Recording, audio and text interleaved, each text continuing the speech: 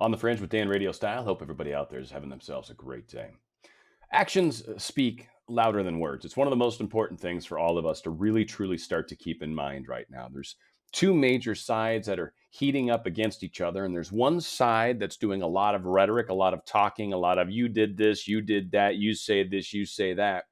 And then there's another side that's actually getting some things accomplished. There's the side where Congress is supposed to be helping pass laws, helping get paycheck protection to people and help get things working and moving for our government and country so we can keep moving forward as we heal through this pandemic. But instead, they don't. They have a recess. They're not working. And then the other side's passing executive orders to get things accomplished. Now, I got a question. If you actually want to know the truth, do you listen to more than one person? Do you ask questions to a number of people? Or do you just have one person that gives you the answers and you're like, all right, that's what I'm going to do? Or do you try to talk, again, to as many experts as possible? Do you sometimes maybe look in the mirror if you're actually trying to find the truth and say, is what I'm doing working? Is this working for me? Is this bringing about the accomplishments? Being self-reflective. Rather than anything that doesn't seem to be going right, blame someone else outside of you. Do you assess what works and what doesn't? Some things have been working, some things haven't been. Or do you are you one of those people that just sits on the sidelines and says, this sucks, this new process doesn't work? And then when someone asks you, hey, what can we do to make it better? You're like, I don't know, but it sucks. All right, you're not helping either. Do you try to scare people? Or do you try to ask questions? Again, if you're trying to find the truth, is there a benefit in trying to scare people? I can't figure one out. The only reason I can think to scare people is control. It's one of the best ways to do that. You can scare somebody into a direction that you want them to go. But if you're trying to find the truth, being frightened doesn't really help. In fact, it puts you in an odd fight or flight state, and really not the best time for us to be assessing information. So what I find is that people tend to ask questions. People tend to look at things a little differently. People tend to want to know what's actually going on. People are wondering, well, why do they keep doing this? Or people wonder, whoa, if they're taking away these rights, what other rights might they take away? Or, oh, they want to take these rights away, but they say it's only for right now, or only because of the pandemic, or only because things are the way they are. But what we've found is that's how taxes started, and that's how a lot of things start in this country. Oh, we're only going to go after the rich. And then they go after the middle class. And then they go after the poor. See, everybody's going to end up on this same train. One way or the other, we're either going to move forward in a good direction together as a country, or we're going to head down a different path. And I think there is a lot of evidence, a lot of not just statements, but people doing things to suggest what this path of Biden would give us. This path down that path. What do we experience if we go that way? Or what do we likely experience if we go down the direction of Trump? And I think we've got some good stories to suggest. Now, one thing that's funny, I don't want to say funny, this is horrific of what's going on in California, but it's odd. This happens every summer. You think we'd learn, maybe we don't. It's just very much a part of living out here. And forest fires are, for the most part, kind of normal natural events. Problem is SDG&E or whoever it is has gotten busted a few times. Utility company, electric poles, they've gotten in trouble a few times and have recently even pled guilty to manslaughter because of what happened because of the fire that they caused. So we've got a lot of weird things going on in California. One thing that typically happens when the fires get big enough is California gets to call it an emergency. And when they can call it an emergency, then the federal government will flow some money their way. Well, California is in a very bad state budget-wise. And so this might be something that's going to benefit them, but it is odd that we've got some very extreme fires going on right now in a state that is just plagued with all sorts of issues. Now, one thing that's really cool that came out, and again, I'm talking about this whole what we do versus what we say, but easy as going to Starbucks. This is Dr. Birx, one of the two science people. When they keep saying, listen to science, that's generally they're saying Fauci and Birx. Problem is, 50% of their ranks right now are sort of saying, hey, mail-in voting's not necessarily the way to go. And this sounds like somebody, Birx, who realizes what some of the drawbacks of a mail-in vote likely are, and is literally thinking about what's best for the country. Again, asking truth. What's best for the country? And she states it very beautifully. If you go into Starbucks in the middle of Texas and Alabama and Mississippi that have very high case rates, then I can't say that it would be different waiting in line at the polls. End quote. Dr. Deborah Birx, key member of Presidential Trump's coronavirus task force. This is what she told the news. So again, she's pointing out a very obvious point. If you can stand in line and get your Starbucks, if you can go to the grocery store, then you can vote. You can put a mask on and you can vote.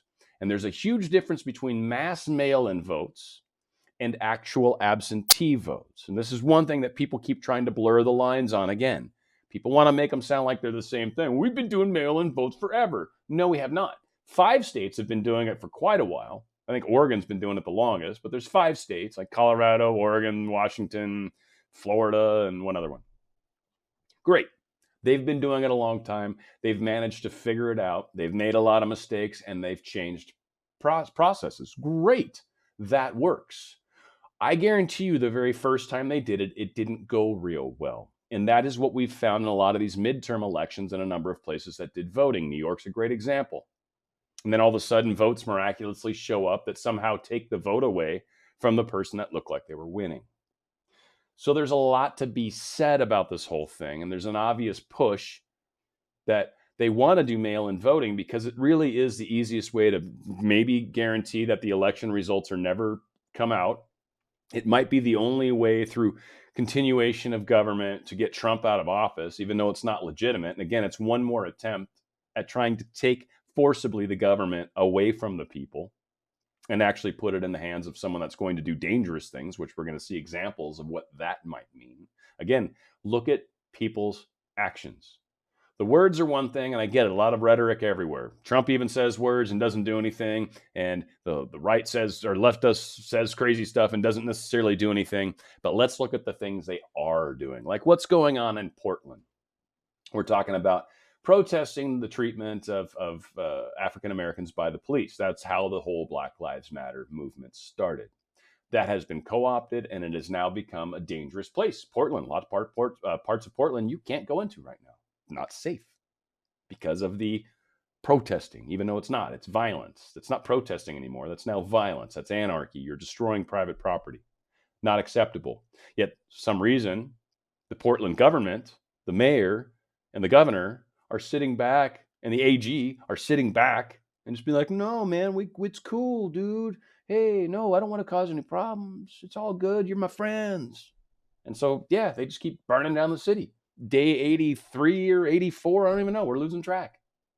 It's been a long time. So one thing that you start to notice when you've got to be in this population where you've got to control people, where you don't want to give them freedom to make their own decisions. You actually need them to do what you want them to do. Then this is the kind of stuff that you get to experience. So Australia is deploying drones to photograph unmasked faces, drivers that are too far from their homes, which, by the way, is 5 kilometers in Melbourne, which is just insane. But they've got a lot of these drones can fly apparently at a height of 7 kilometers, though they're not going to spend that much time that high. That's ridiculous. But they can take a clear photograph of a license plate from about 500 meters, which is about 0.3 miles. So these guys, this police department here, attempted to get some of these from the military in Australia, and the Australian military said, no, mate, ain't happening. So they've decided to go their own path, and this is it. Now we're in this new spying situation in life where literally you could have a drone flying up to your window like this. Now, that would probably freak me out. That would probably freak me out if that happened. Granted, I keep all my blinds closed. There's no damn way that would happen, but still. So this is the world we're heading to. What other kinds of stuff are we heading to? Well, what about if I was a Virginia State Health Commissioner and my name was Dr. Norman Oliver? What would I do? Well, I'd declare that forced coronavirus vaccines for all Virginians is mandatory. Yeah, mandatory. He's the state health commissioner of Virginia, and he has just declared that he's going to force vaccinate every single person in Virginia with a coronavirus vaccine. Since all the vaccines are skipping long-term trials and a rush to market, forcing every citizen to be injected against their will is actually a violation of fundamental human rights. And it is. If you're forcing someone to take something that is not proven safe and you force them, you start to go cross lines that you are not allowed to do. One of the only places in our society that does those kinds of things is the military. And basically, when you sign up for the military, and they tell you this, and I don't think any fewer words than what I'm about to say is, I own your butt. I think they might use the A word, but that's it. I own you. Uncle Sam owns you. Done. So if I want to stick a needle in you and fill you with whatever I want, oh well, it's your choice. You signed on the dotted line. But when you're just a regular Joe Schmo citizen, that is not the case anymore. So Dr. Norman Oliver, it seems, wants to add his name to dozens of U.S. scientists and doctors who have already been criminally prosecuted for crimes against humanity. Strong statement made. Again, actions. We'll see. But what this man wants to do and what he's saying he's going to do, I'm sure would be overturned by the Constitution, certainly the federal Constitution, but secondarily the state Constitution, I'm quite sure, would keep this individual from doing this. Again, pay attention to what people are trying to make you do. If you want to get a vaccine, awesome. Herd vaccines will be great. Anyone that gets it, we just did a story yesterday about how there's a study done in Sweden that shows that T cells get activated from this virus, from the COVID-19 2 strain of the virus. It actually activates T cells, which then means that our bodies create an immune response to this particular virus. It's like a flu. I'm not saying the virus is like a flu, even though it's very similar because it's a COVID virus. But what I am saying is that our response to it, the fact that we get antibodies, that essentially creates an immune effect against that form of the virus once you've gotten it already. So with the millions of people that have been tested, the millions, oh my God, we've got more people than anywhere else in the world. Awesome. Rejoice. That's good news. Those millions of people can't get it again. That millions of people essentially are vaccinated. Those millions of people aren't going to spread the disease once they get over it. That's a good thing. That's how this is going to get over it. So having people force vaccines on us is a little scary because, again, vaccines should be proven, and there's a rush to push this to market. And I've heard there's some RNA technology that they're trying to incorporate into these vaccines, which is very new, and that's messing with genes. That's starting to get a little freaky. So I don't know. And I don't know if that's the one that Gates is involved or what. I don't know enough about all this stuff. All I know is there's talk, and forcing vaccines on people is not going to go over well. We also, Massachusetts is requiring students to take flu vaccines to attend classes. Again, forcing vaccines. So they're like, well, let's try out this forcing thing. Let's see if we can get people to do what we want them to do, or if they'll willingly allow us to force them, right? There's a large number of people that are like, yeah, make everybody get flu shots. And then there's a huge number of people, the silent majority, that are like, no. In fact, there's a lawsuit right now that's going on in California because California tried to do this very same thing. First off, they're school remotely, and now here they are pushing like, well, to be able to come back, you're going to have to get a flu vaccine. It's like, that's just ridiculous. You've never done it before. And again, four flu viruses are typically in the vaccine. All right, so those 4 strains aren't going to happen, but there's like thousands of strains of flu. Again, it's just a weird way to go. And again, do you force people to do stuff, or do you give people freedom to make choices, to allow them healthy choices, to allow them other opportunities? Or do you force your will on them? One thing Biden's talking about doing, and this shouldn't surprise anybody, and I'll tell you what, if he gets in office, I can almost promise this will happen. Biden, quote, I would shut the country down again if recommended by scientists. Thank you, Biden. So you're not going to fight for us at all. Good to know. I know there's a lot of people out there that are panicked and scared, but again, do you listen to multiple sources, or do you only listen to this one source, Fauci, that's basically whatever he says is gold? And even he has flip-flopped. Even he is starting to say kids need to get back into school. And even he is starting to break ranks from, I guess, what the deep state media keeps talking about. So it's a lot of very interesting things going on. Now, what's funny is you'll see the difference, and this is, I think, awesome, and this is how MSDNC likes to work on their news. But we had Laura Trump, and she gets some really tough questions. And what we're going to do is we're going to listen to the questions. And I'm kind of going to break this down a little bit. One, just because it's some really ridiculous stuff in there. Two, Laura Trump's answers are really good. And I think when you really start to see the way that the focus is pushed by the newscasters, the direction they try to always take things. That's what I want you to notice. The direction they always try to push. That's a nudge. It's like in sales where you try to nudge someone towards a better car, and you start downplaying the one they're maybe looking at because you can get a better commission on the one sitting right next to it. That's probably still in their price point, but not what they want. So you kind of steer them into that other direction. And when they're like, oh yeah, but what I like that one. Yeah, I know, but those things aren't that good, and that one's old, and right, and you downplay it a little more, but this over here. So again, it's kind of like when they talk about QAnon, and they try to say that everybody that supports Q is like going after pedophiles and cannibalists, and that's what all of us believe and all that stuff. And it's not true. Now, there's aspects of some crazy stuff that happens in the world, and yeah, we've QAnon people have talked about a lot of crazy stuff, certainly that too, and probably many other things. But there's also a lot of very legitimate avenues that are discussed. But they try to slam the whole movement because, again, they don't want people to learn about it. They don't want people to ask questions.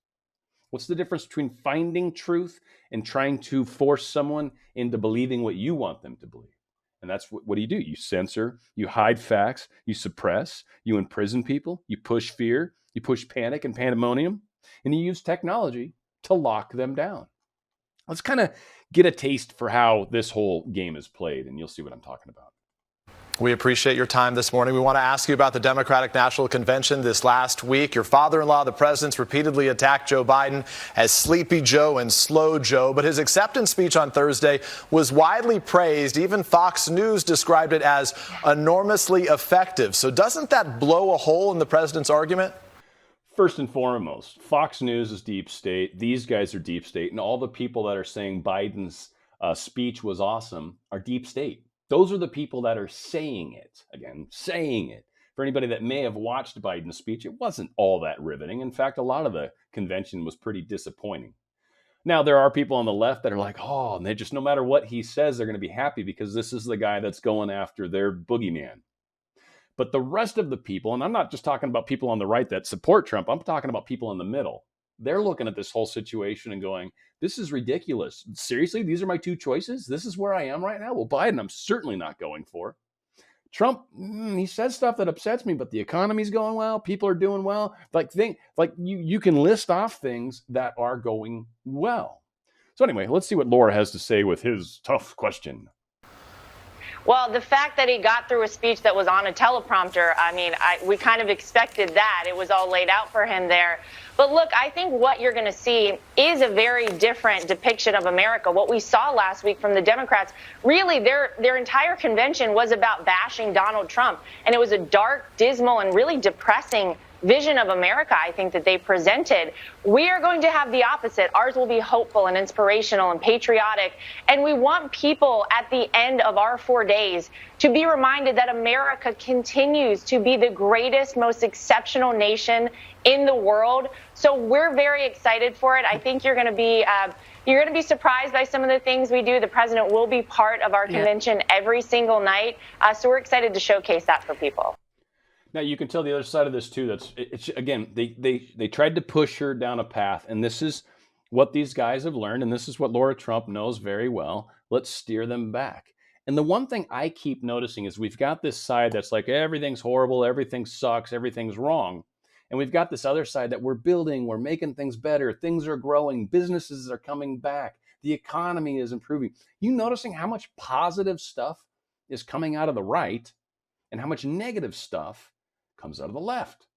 Again, are you trying to find the truth, or are you trying to force and subvert? And there seems to be a lot of that subversion and forcing people and trying to brainwash people to believe what I want them to believe, rather than presenting them facts and letting them make up their own minds. It seems we're frequently told how to think, and the way they phrase their questions, the way they lead us with their questions. They want us to feel a certain way about it from the get-go. And that's not news anymore. That's actually just opinions. And Laura, let me drill down with you a little bit on messaging specifically, because as you say, as the president has said, you're accusing the Democrats of having a dark and gloomy message. And yet President Trump said yesterday, quote, I'm the only thing standing between the American dream and total anarchy, madness, and chaos. Is that the message we can expect to hear from the president this week? And how is that positive, Laura? And think about it for a second. How is that positive? This is we've been getting slammed from the left constantly. Constantly, Trump sucks, orange man bad, all you people that like him are deplorable, this, that, and the other thing. Now, all of a sudden, Trump's like, hey, I'm standing up against all the deep state media. I'm standing up against all these people that hate you, deplorables. So, that makes me an evil guy because I'm the one standing up for you. Again, remember, like what Trump's frequently said, it's not me they're after, it's you they're after. I'm just in the way. And this is a key question that goes in it. So let's see how Laura handles this one. Well, I think that's the truth. Look, the reality is the Democrats didn't once address the fact that in the Democrat-run amazing cities that we have in America, these cities are being completely taken over by chaos. And sadly, the mayors of these cities are letting their citizens down. They are not protecting small businesses. They are not keeping people safe. They're letting anarchy overrun things. And I think whenever you see that that is the platform that the Democrats really have right now, and President Trump is the American dream. I mean, what he did in the first 3 years in office was incredible. We had the greatest economy we've ever had in the history of this country. But Laura, to be clear, Laura, there are still 13 million people. Laura, let me just follow up with you very quickly. Still 13 million people out of work in the wake of the pandemic. So they interrupt her talking about how Trump has managed to make a difference. And she answers this beautifully. But then a pandemic happens, and we have to shut down the economy. Now that the economy shut down, the left, of course, wants to push at the fact that people have lost jobs. You guys were pushing just seconds ago to shut down the economy. It's like, now we've given you what you want. Now it's like, you've ruined the economy. And it's like, Trump's like, no. And in fact, it's going to be more V-shaped, and the places that are opening up are improving, which is what Laura is going to point out. And again, these guys try to paint on the left a very abysmal, dreary picture. And the people on the right have hope. The people on the right are looking forward. The people on the right realize I'm making America great again, and I'm playing my part. And that's something that we can be proud of. It's like finally, it's been a long time, but finally people can get behind the patriotism they feel in their hearts for a great country. Are we perfect? No, no country is for sure, but we certainly aren't. But we are really awesome. And we're way ahead of whatever's better in second place. We're way ahead of that.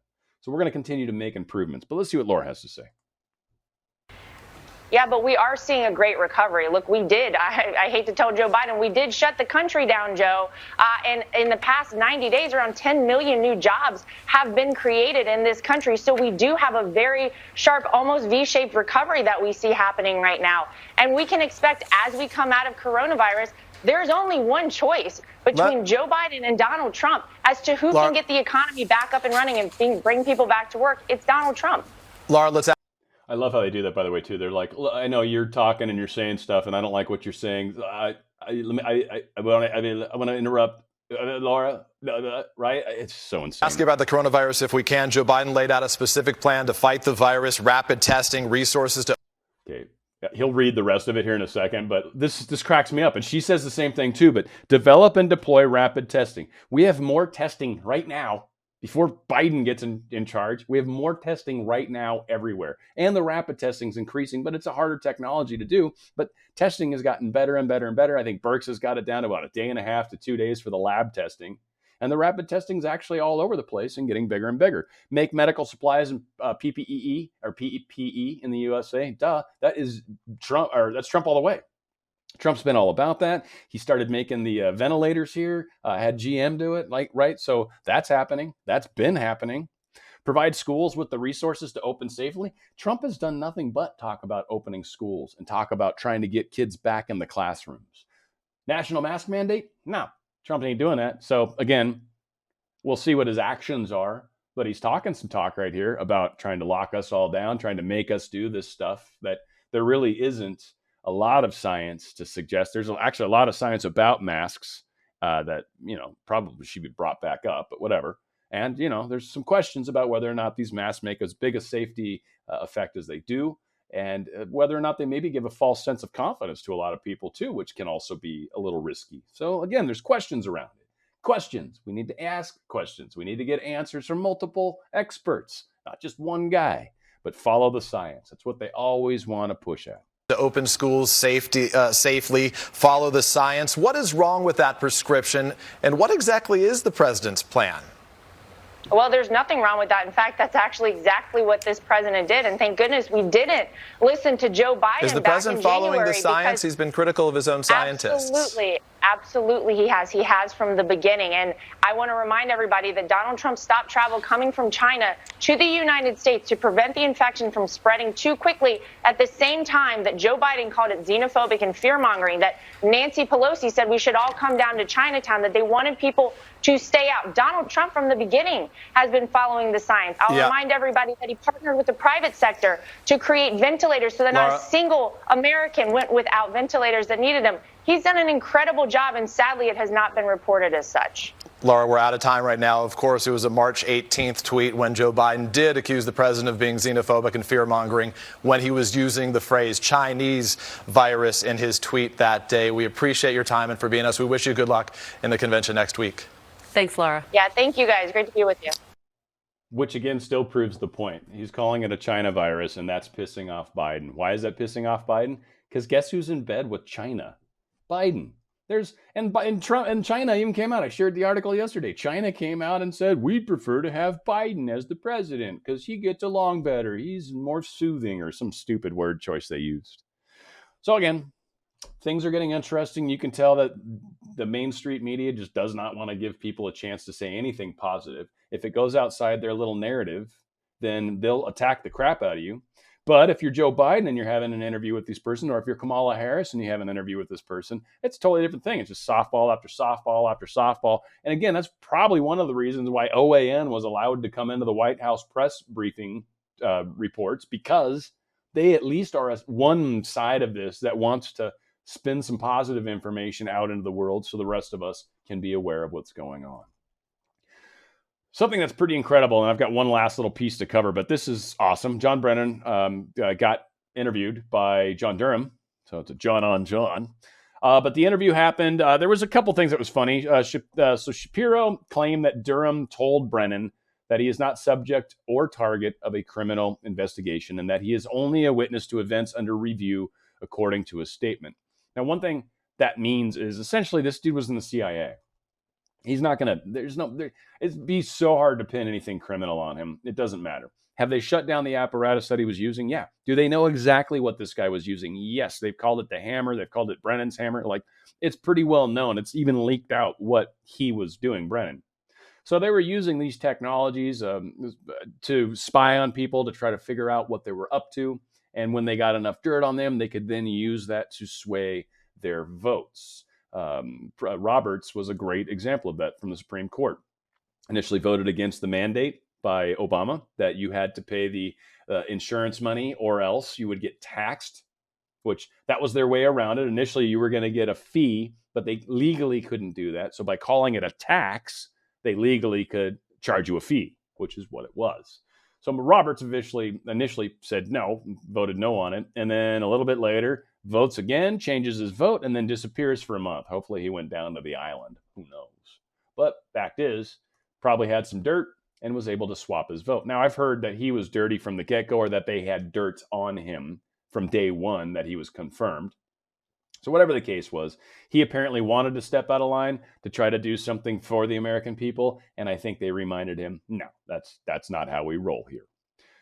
So Brennan's also, he printed right before the FBI Director James Comey briefed President Trump on the P dossiers. So there's a whole bunch of stuff that in there showed up in there. But one thing that's important to realize is Durham knows what's going on with Brennan. I think Durham's probably one of those meetings where it was like, hey, do you want to help? We've got a lot of stuff on you. Just letting you know. And really, I don't know, 8 hours. Who knows what sort of information they got? They probably wanted to question him on a few things just to see what Brennan would say. And I'm reasonably sure they already knew a lot of it. Again, Klein Smith was arrested. Klein Smith volunteered information. We're almost sure of that. His number of years that he's getting in prison or jail will not be anything near what it could have been. So things are starting to work out here. Again, are we going to see this guy marched around and thrown in jail? Not likely. Are there going to be other big name players that are going to come into play? Absolutely. Things are coming. People are getting nervous. There is panic in DC for sure.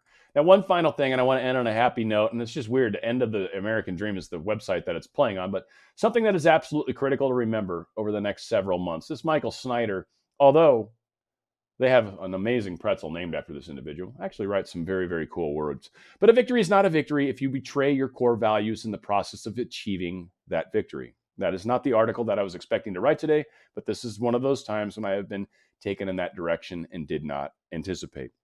He kind of continues down further. Even if your party wins the election in November, if you choose to hate the people on the other side, you still lose. So us hating the Democrats doesn't help anybody. Some of these people are going to wake up, and that's important. So every single member of your party could win every single vote in November. But if your heart is filled with hate, that would not be a win for you or for our country. And right now, we have a lot of hatred in the internet. My ask to all of you, where we go one, we go all. It needs to include the people on the left as part of that all. And we need to be part of the change. We need to be part of being positive. We need to show people what really is good about this side of the argument. This is not a place to be angry. This is not a place to be mean to people, name calling. But this is a place to basically stand your ground and say that this is my ground and I am not going back on this. This is a place to show what we believe in via respectful manner and try to get people to understand that this is how we're moving forward. We believe in freedom. You have the freedom to disagree with me, and I think that's wonderful. But you do not have the freedom to force me to do your will. That I will not give you. So being good to one another is going to really counteract this push against Q. Loving others does not mean that you have to see things exactly the way others do. I would never suggest that you should compromise the most important things that you believe for the sake of harmony. In fact, we live at a time when we have crying need for people to stand up for the values and principles that this nation was founded upon. Personally, I have disagreed with just about every major decision made in Washington, D.C. for the past 30 years. Once in a while, something is done that I can actually agree with, and in those rare instances, I will praise those that were involved in that decision. But in general, we have seen a horrifying lack of judgment in Washington for decades. That's why so many of us love to see Trump come in there. So don't get me wrong, I'm certainly not saying that politicians should not be held accountable. If they have broken the law, they need to pay the price, and most of our current leaders in Washington don't have any business being in positions of leadership.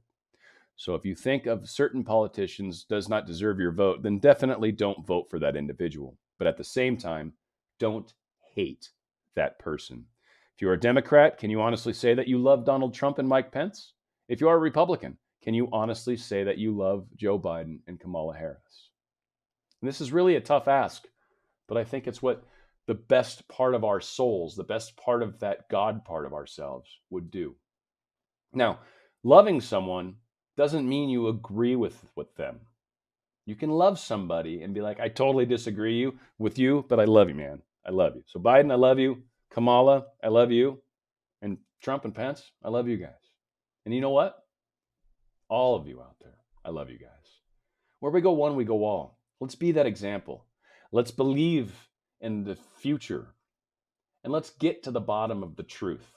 Let's be truth seekers, and let's respectfully share this truth with people as we find it.